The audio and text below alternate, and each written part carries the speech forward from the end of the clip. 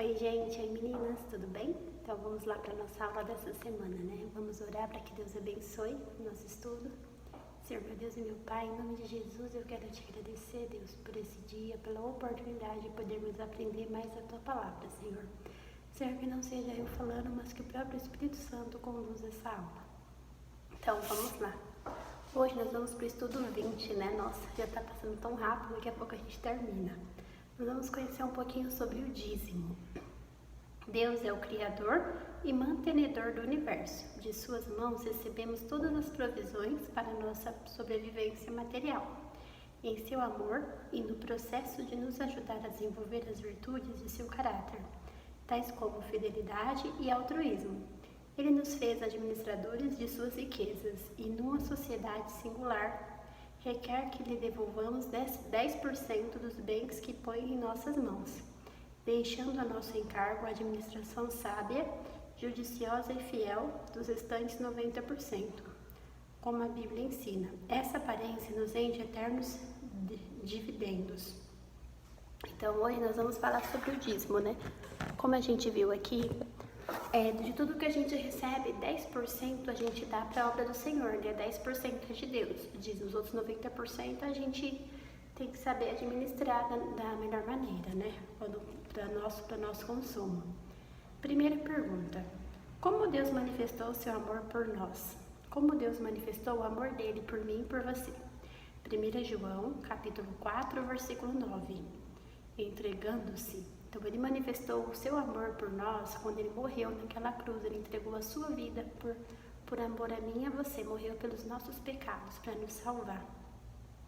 Antes de falar sobre mordomia cristã, ou seja, o que fazemos com aquilo que Deus nos concede, é importante saber que tudo o que temos ou somos provém da misericórdia do Senhor. Ele demonstra seu amor através da entrega de si mesmo, na pessoa do seu Filho Jesus Cristo. Seu amor é o principal motivo de sermos liberais sobre o que recebemos, porque ele compartilhou conosco o dom mais precioso, seu Filho. Aleluia, né? Então, como Deus manifestou o seu amor? Quando ele entregou o seu Filho, o seu único Filho, Jesus, para morrer por nós, para nos libertar do pecado, e o pecado não tem poder nas nossas vidas. Amém? Segunda pergunta: o que Deus fez por seus filhos? Então, o que Deus fez por nós? Deuteronômio, capítulo 8, versículo 17 e 18. Dá forças para adquirirem riquezas. Deus nos dá forças para que a gente possa trabalhar e conseguir o nosso dinheiro, né? As nossas riquezas, para a gente poder conseguir realizar os nossos sonhos. Então, ele nos dá forças para a gente adquirir as nossas riquezas, os nossos bens, né? Conseguir viver bem em sociedade. Muitos argumentam que as riquezas são resultado direto de seu trabalho. No entanto, deixam de perceber que sem a dádiva de Deus, da vida e da força, nada poderiam fazer. Portanto, o que eles ganham, na verdade, pertencem a Deus por direito. Lá em Deuteronômio, capítulo 8, versículo 17 e 18, fala sobre isso, né? O que Deus fez por seus filhos. Ele nos dá forças, né? Saúde, coragem, para que a gente corra atrás dos nossos sonhos, dos nossos objetivos, do nosso dinheiro, para conseguir viver bem. E por causa disso, nós, por amor a Ele, devemos devolver 10% da nossa renda para a obra dele, né? Pergunta 3. Por que razão possui Deus direito sobre nós e nossos bens? Por que razão Deus possui direito sobre eu e você e sobre tudo que a gente tem? Por quê? Gênesis 1, versículo 1, Salmos 24, versículo 1, Salmos 50, versículo 10 e 11. Porque ele é o Criador, porque é o Redentor e porque é o Mantenedor. Ele é o nosso Criador, ele é o nosso Redentor e ele que nos mantém. Amém? Na criação, Deus compartilhou seus processões com a humanidade e continua a ser o verdadeiro dono do mundo, seus habitantes e seus bens, mais que qualquer outra coisa. A vida cristã significa entrega, dar a nós mesmos e aceitarmos a Cristo. Ao compreender como Jesus se ofereceu por nós, perguntaremos: o que posso fazer por ti? Você viu o que Jesus fez por nós? Não foi fácil. Imagina você ser humilhado, você ter a sua pele rasgada, a Bíblia fala que ele foi dilacerado. Ou seja, Jesus ele sofreu uma morte, ele foi pregado depois de uma cruz, você ser pregado um prego assim, morrer, tudo isso por amar a mim e a você, para que a gente seja salvo, para que a gente seja liberto, o pecado não tenha domínio sobre nós. Então em vez de Deus, a gente está em dívida com Ele, Deus está em dívida, a gente que está em dívida. Então 10% é o mínimo que a gente pode fazer por Ele, é o mínimo, porque Ele já fez o máximo.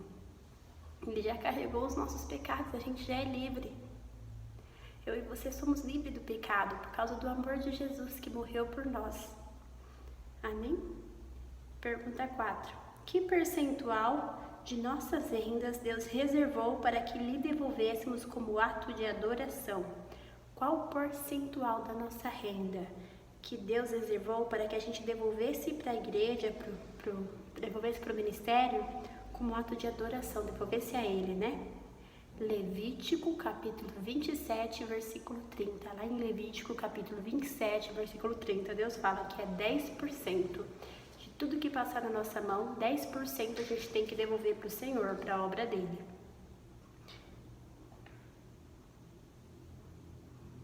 Pergunta 5. Qual é o destino dos dízimos?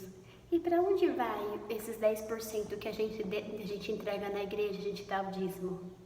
Números 18, capítulo 18, versículo 21, 1 Coríntios, capítulo 9, versículo 14 e Malaquias, capítulo 3, versículo 10.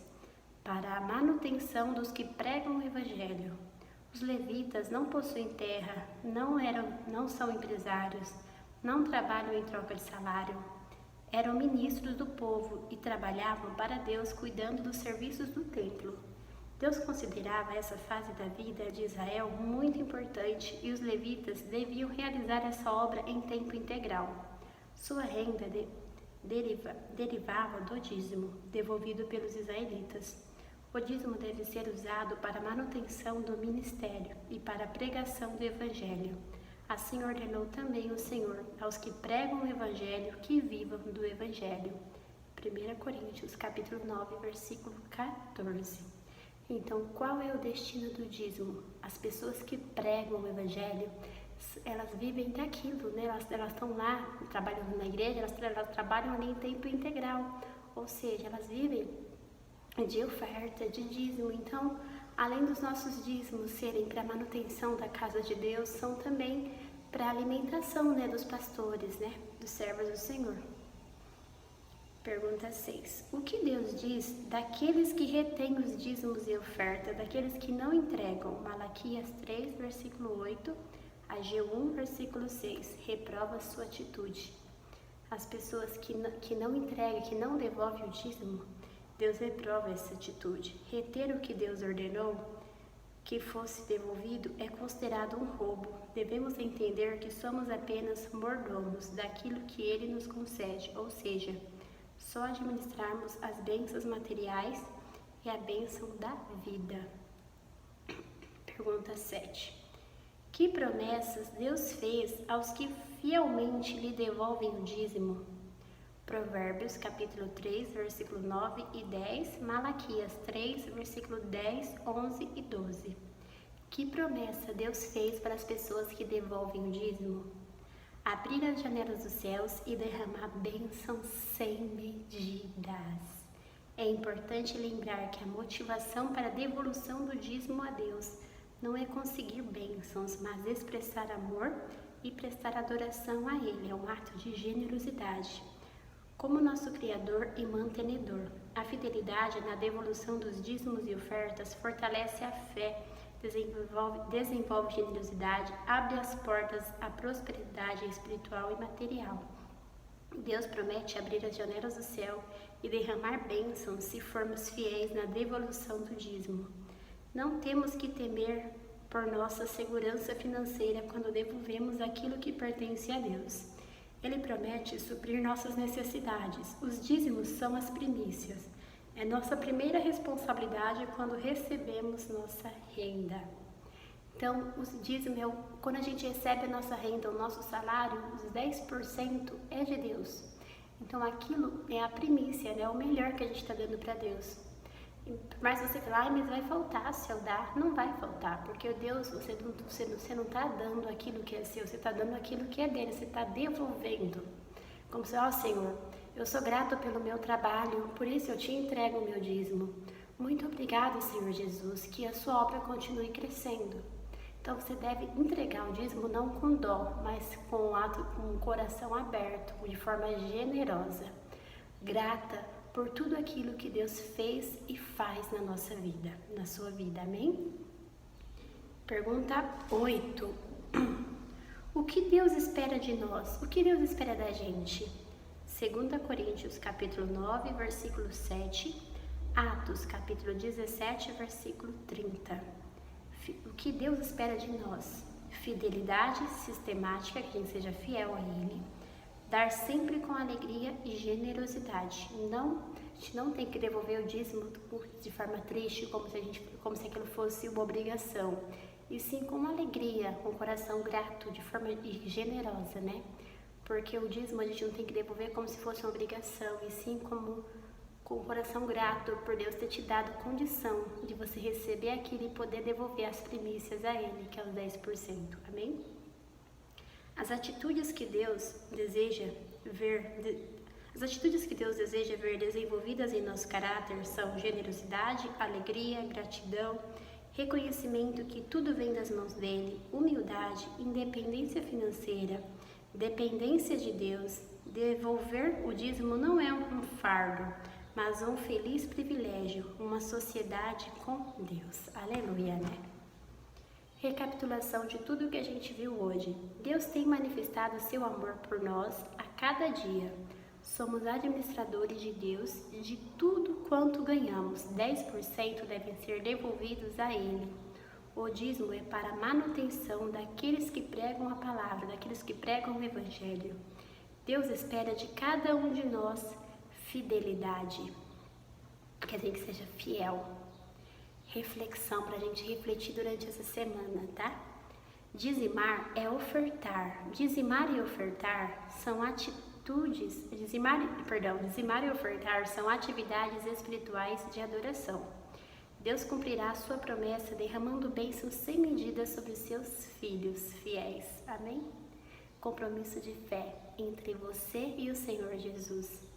Você reconhece que Deus é o Criador e mantenedor de todas as coisas? Amém, glória a Deus. Você quer ajudar na pregação do Evangelho sendo fiel nos dízimos? Amém, Jesus. Você está decidido a devolver o dízimo de tudo o que o Senhor te dá? Amém. Vamos orar? Senhor, obrigada, meu Deus, por esse ensinamento. Senhor Jesus, hoje nós aprendemos, meu Deus, sobre as primícias, que é o dízimo, Senhor Jesus, que o Senhor venha tocar o nosso coração e que nós venhamos ser generosos e gratos, devolvendo o nosso dízimo. É o que te pedimos e te agradecemos. Em nome de Jesus, amém. Que Deus abençoe você e sua família.